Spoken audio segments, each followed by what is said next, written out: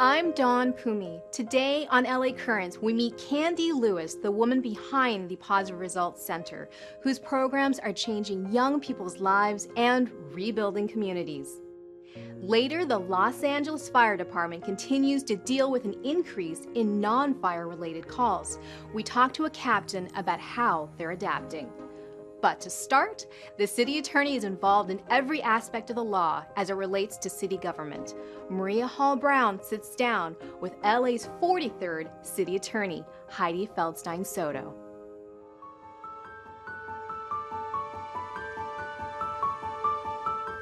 When she took over in December of 2022, she made history as the first female to hold the office.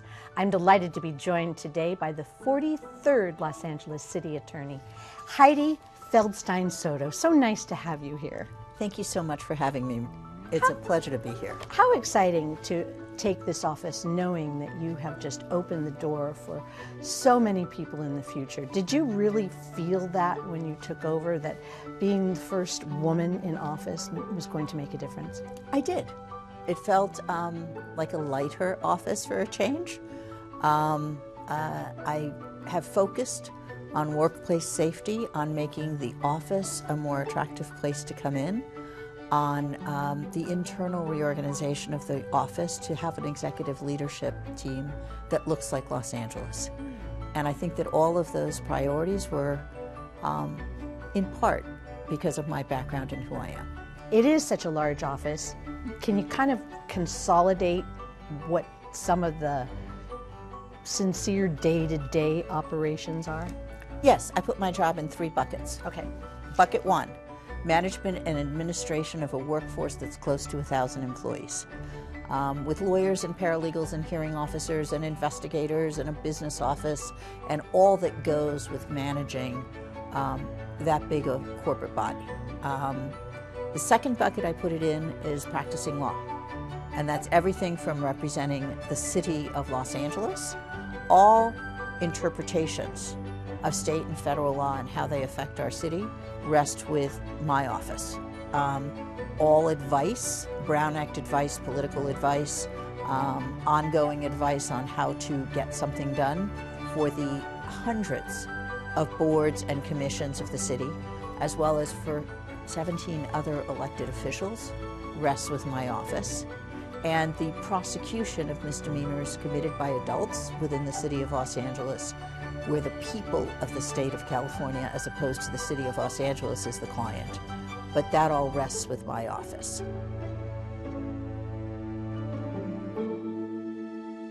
I'm the general counsel to the Los Angeles World Airports, the general counsel to the Los Angeles Harbor and Port, and the general counsel to the Los Angeles Department of Water and Power. All of the departments from animal services to the zoo and everything in between, like public works, planning and land use, housing, Department of Cultural Affairs. Whatever the city does, we touch it in some manner. The last piece of the job, the third bucket, that I haven't paid as much attention to over the last year, because I've really been focused on getting my arms around the office, is being an elected official and making sure that as an elected official, I'm responsive to the needs of my constituents, responsive to the needs beyond just city government, and sponsoring legislation in Sacramento that will hopefully help our city moving forward, doing the outward-facing task of the office. And that's hopefully going to be my focus in this next year. I was trying to do a little bit of my due diligence, so I had a bit of an understanding. So there's a municipal branch, civil litigation, criminal, real estate, public rights. That's a lot of territory to cover. Yes. So the municipal part of it, that's pretty straightforward. That's, we want to build something. How do we? That's actually, if we want to build something like real estate, that's going to be in the real estate branch. Okay. But municipal is contracts. Well, yes, it's contracting. It's procurement for the city. So if what you're going to do is look for an IT consultant and you want to run a request for proposals to comply with the competitive bidding procedures of the city charter, that all flows through the municipal branch. Okay. We are also staffing all of the commission meetings. If you look at city council, there's one of my lawyers in front. That's true for all public hearings across the city. And most of those are staffed out of the municipal branch. We do a lot of large projects in public works with the Board of Public Works. We represent the Department of Sanitation. That's a lot of regulatory and compliance work as well. And so it is anything that isn't really in court. Okay. And then you said, you know, with the civil litigation part of it, those are the like the personal injury against the city, and there was a backlog and you've consolidated that. Yes. Okay. And then criminal, that's anything.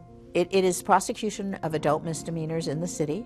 It's like and then vandalism. Yes. And the three largest categories, buckets, if you will, are domestic violence, DUIs, and guns.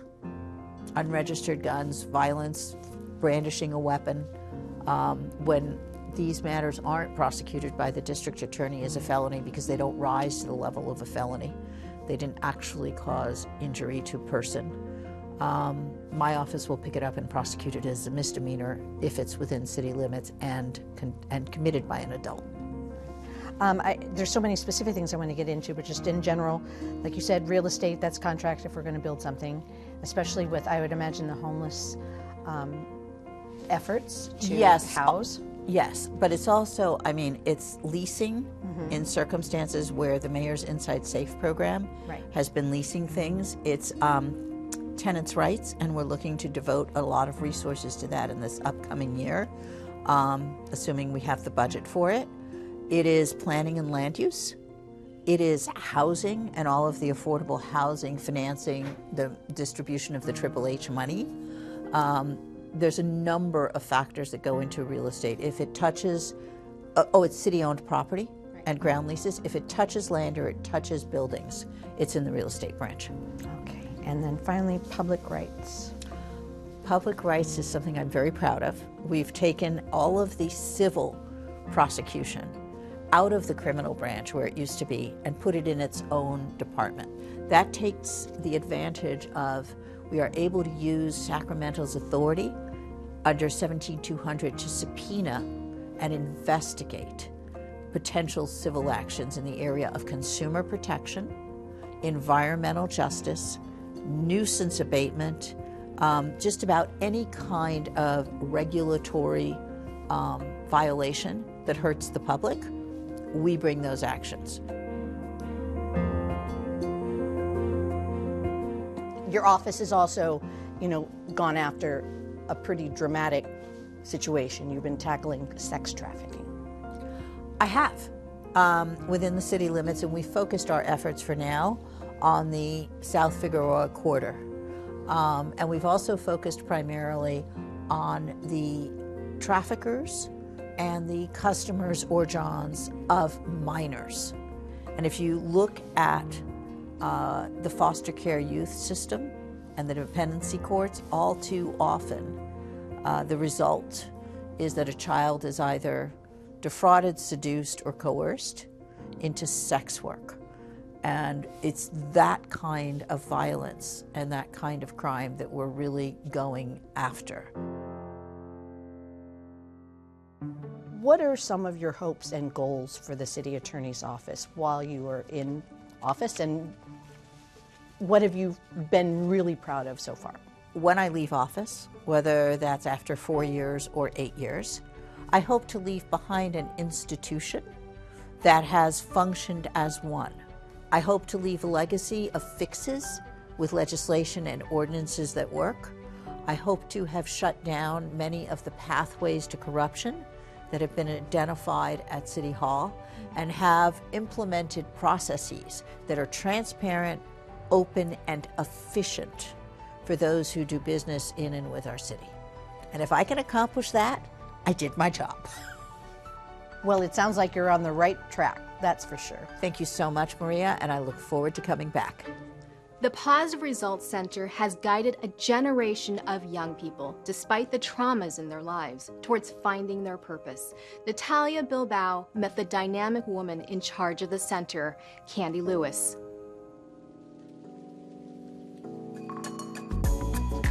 I'm here at the John Lewis Conference Center of the LA Civil Rights Department with Commissioner Kandee Lewis. Thank you so much for being here. It's my pleasure. You have such an impressive resume. Aside from being a commissioner, you are the CEO of the Positive Results Center.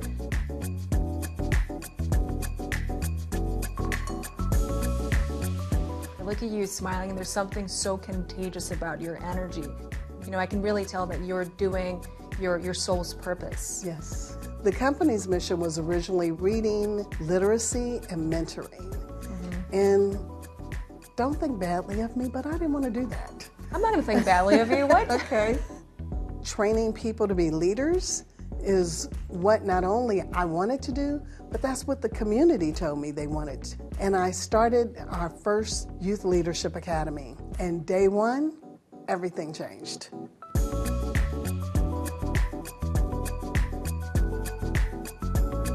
We have our Youth Leadership Academy, and we also have our newest program since 2019. We've been training transitional age youth to be mental health ambassadors.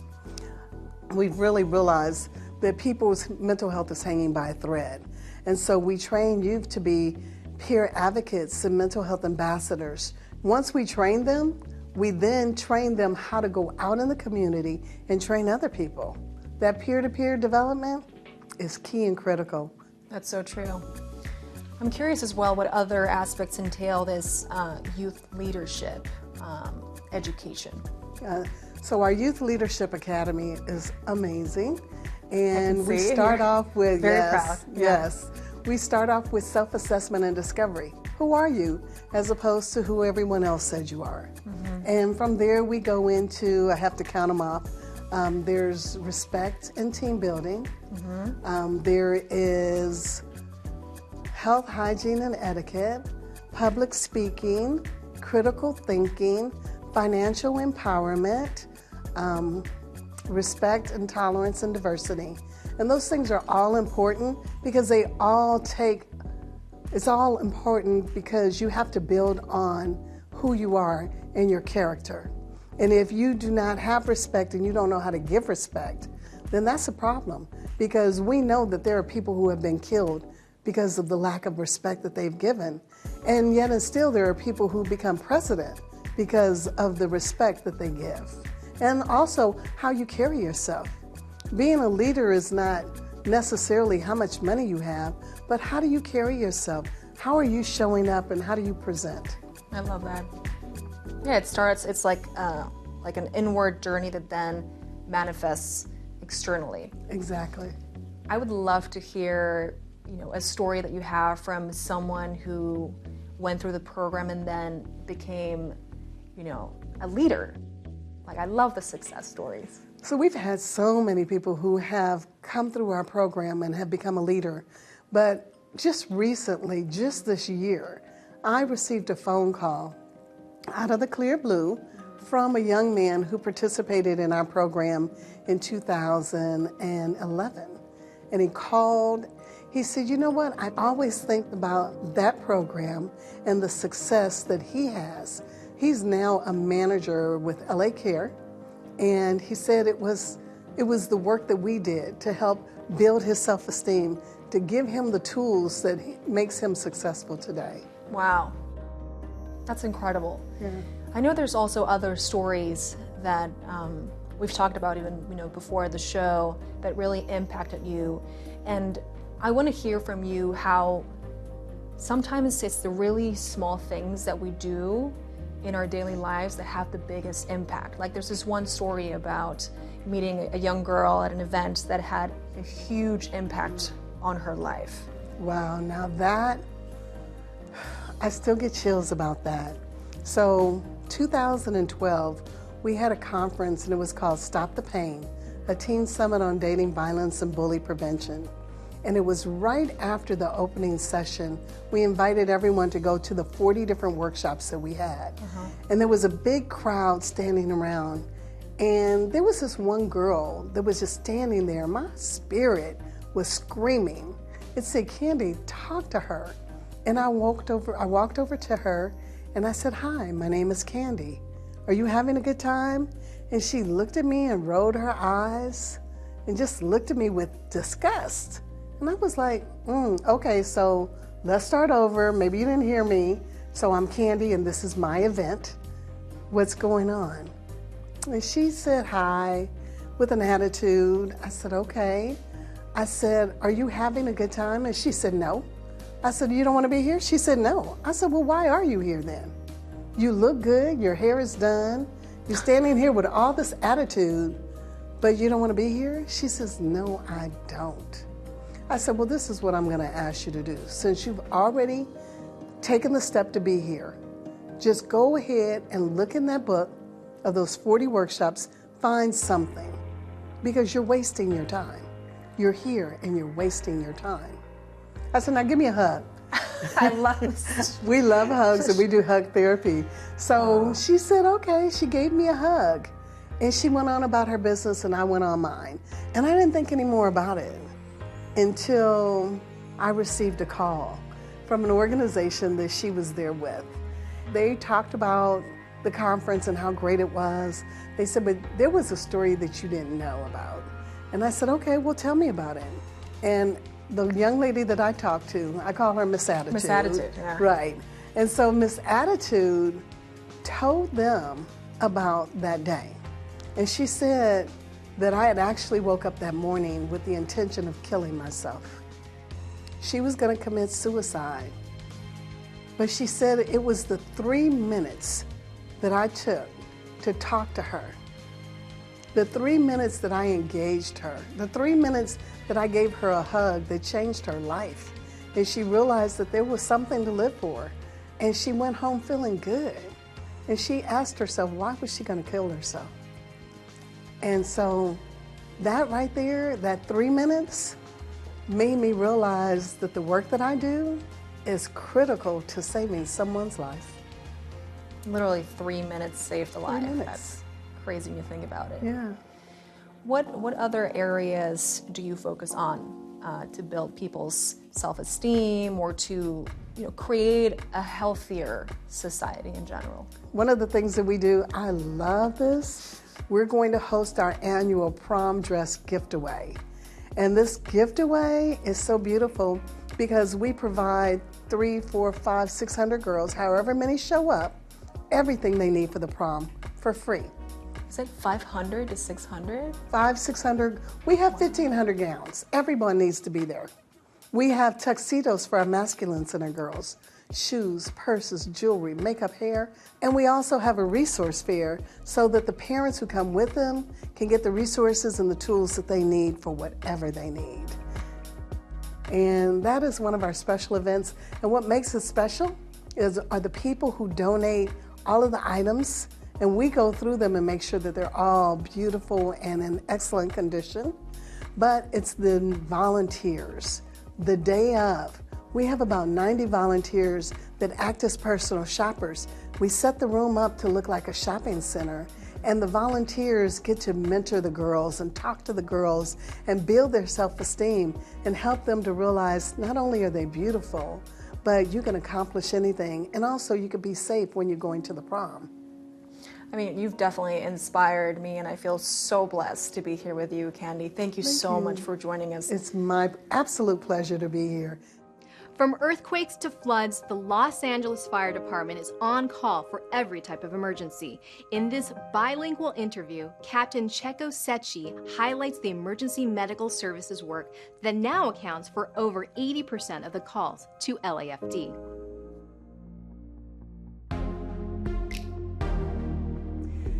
I'm so excited to be joined today by Los Angeles Fire Department Captain and Spokesperson Cecco Secci. Thank you so much for being here, Cecco. Oh, Natalia, thank you very much for having me. I want to know, what are some of the things that people think firefighters do, but really, what are all the things that they really do? So I think the number one thing, right, is they think that we go and put water on fire and put fires out, right? Right. But the fire department actually does many more things. Probably somewhere around 85% of our calls are medical emergencies. So we respond to everything from a heart attack, right, to strokes, traumatic injury on the job site, traffic collisions, right? So there are many, many things that we do. and we are continuously training, preparing for any of these emergencies. In Southern California, earthquakes. I was going to ask you, earthquakes, recently flash floods. Yes, so all of those things are, we don't improvise our response, right? Because we want to provide the greatest opportunity for the person that we're rescuing to survive or to reduce and mitigate any injuries or permanent damage that might occur to them or their property. But at the same time, we also want to keep safe our firefighters. So again, when the firefighter shows up, there was a lot of work and preparation behind the scenes before we show up to help the public. And it's really interesting because it sounds like, obviously you can't really, like in the event of a, natural disaster, there's only so much that ground you can cover and things you can do. So I know that you also work with the community to give them the resources. What type of training do you provide for the general public? We have a CERT program, which is the Community Emergency Response. And what they do is they go through a 7-week course and they really dive more deeply into what are things that someone can do in case of emergency. And many of these people, it's for their own education, but many will come back and become volunteers and help the fire department, right? In larger emergencies, like for example, you mentioned right now with the recent rain event, we had some of the CERT members that helped out the fire department. What it does is a fire department responds, we mitigate the emergency quickly, and then CERT can stay and control that scene until more permanent help comes. It frees the fire department resources to go respond to another emergency. Yeah, I'm curious to know, because we live in Southern California and we talked about earthquakes, how does the daily operation regarding that differ from, say, other cities or parts of the country? Yes. I can't speak for other cities, but the Los Angeles Fire Department, one of the things that we do is we have studied very well the whole, nearly 470 square miles that the city of Los Angeles comprises. So we've studied, for example, the infrastructure, the more important infrastructure in the city. So let's say that there is an earthquake, right? Even when it's mild, we take the opportunity to train for that, right? So we go through the motions of what we would do if it was a really significant earthquake. So all of our 106 fire stations are put on in the earthquake mode by our dispatch center. And so what we do is we exit the station. We make sure that everything is okay at the station quickly, and then we communicate with each other to make sure that all of our fire resources are available, okay, that the stations are secure, right? And then we start what's called an earthquake survey drive. Each of the fire stations send their resources in their district, and we go and look at, for example, schools, if there is a water dam or water treatment plant, a hospital, right? All the most important infrastructure in that area. We do a survey, we get back together, and all this information is fed back through the chain of command to our battalion commanders and throughout the city, and all this information comes back, and we give a quick, again, an analysis of what's going on in the city. Is there any significant damage? And then we decide where we can send our resources to deal with this. Because again, if there were a catastrophic earthquake, we can't turn and find the first minor emergency, right? We have to do a large survey to best triage, right, to send the resources we have available immediately to the most important emergency. And then we could also, in that case, there's so many layers, right? But we could ask for resources from a neighboring city, or even from the state, or even from at a federal level, right? But again, it depends on the size of the emergency. And one of the things that fire departments throughout the United States have very well organized, and a lot of this was born in Southern California, and it's later grown throughout the nation, is that there are so many layers of assistance. Depending on the size of the emergency, right, as the emergency grows, we can bring in additional help from neighboring agencies, and we should be able to mitigate any emergency that comes our way. Bueno, es ir pasito a pasito, ¿no? Sí. Bueno, hoy nos acompaña acá en LA Currents el capitán del Departamento de Bomberos de Los Ángeles, Cecco. Secci, gracias por estar acá con nosotros. Natalia, muchas gracias por invitarme a tu programa. Y capitán, si por ejemplo tú me hablabas de los voluntarios, que son súper importantes y pasan por un entrenamiento, ¿qué es lo que la gente tiene que hacer o qué hay disponible, qué programas, qué recursos para aquellas personas que quieren convertirse en bomberos o bomberas? Claro. Entonces, la mejor manera es, por ejemplo, tenemos una página web que se llama joinlafd.org, ¿no? Es únete, ¿no?, al Departamento de Bomberos de Los Ángeles, y aquí se dan muchos pasos. Pero, ¿qué se debe hacer? Por ejemplo, para sus televidentes que sean jóvenes, estudiar mucho en la escuela, sacar buenas calificaciones y portarse bien, porque una de las cosas que hacemos es el Departamento de Bomberos, cuando una persona pone una solicitud para que quiere ser bombero, se hace una investigación de cómo nos hemos portado, ¿no? O sea, entonces si tenemos, si hemos sido arrestados, cosas así, cualquier antecedente negativo nos puede eliminar inmediatamente la posibilidad de volvernos en bomberos. Entonces esa es una de ellas, y la otra es mantenerse en buena condición física, que puede ser, claro, cosas aeróbicas como correr, nadar, etcétera, andar en bicicleta, pero también algo que pueda hacernos más fuertes, ¿no? Ahora, y esto se puede hacer, pero hay muchas técnicas, ¿no? Uno no tiene que ser un levantador de pesos, ¿no? O sea, por ejemplo, como los atletas de los diferentes deportes, hay muchos tipos, ¿no?, de, digamos, físicos, y entonces igualmente el Departamento de Bomberos acomoda mucha gente, pero sí tenemos que portarnos bien, por decirlo en palabras pobres, mantenernos en buena condición física y ser una persona tranquila en la comunidad. No asumimos personas que se estén peleando constantemente con los vecinos, y estas son quizás las cosas más importantes. Ahora, cosas más específicas, hay clases que uno puede tomar a nivel no solo de bachiller, pero a nivel universitario, que pueden ayudar, aprender a hacer resucitación cardiopulmonar. Inclusive tenemos muchos candidatos que si siguen este desarrollo se vuelven paramédicos, y eso puede ser algo que los puede ayudar muchísimo a ser entre los candidatos más sobresalientes sobre los cuales vamos a reclutar a nuestros nuevos bomberos. No, maravilloso, gracias. Y bueno, ya colocaremos las maneras en las que la gente puede estar informado, conectarse con el Departamento de Bomberos. So we'll share the different websites and how people can get in touch with the department and join and become a firefighter. Gracias, capitán, por pasarse por acá, por LA Currents, y compartir todo esto tan importante. A ti muchas gracias por invitarnos y permitirnos promover este mensaje, ¿no? Thank you so much, Captain, for stopping by. My Really pleasure. appreciate that. That's all for this edition of LA Currents. I'm Dawn Pumi. Thanks for watching.